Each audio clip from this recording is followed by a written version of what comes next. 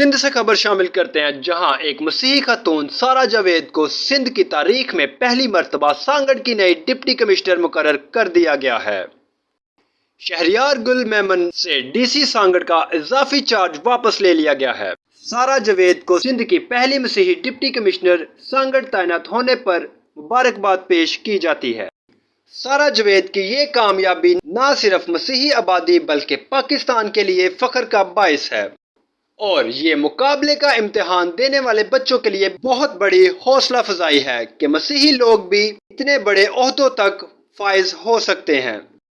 ایک بار پھر آپ کو بتاتے چلیں، ایک مسیحی خاتون سارہ جاوید کو سندھ کی تاریخ میں پہلی مرتبہ سانگڑ کی نئی ڈپٹی کمشنر مقرر کر دیا گیا ہے۔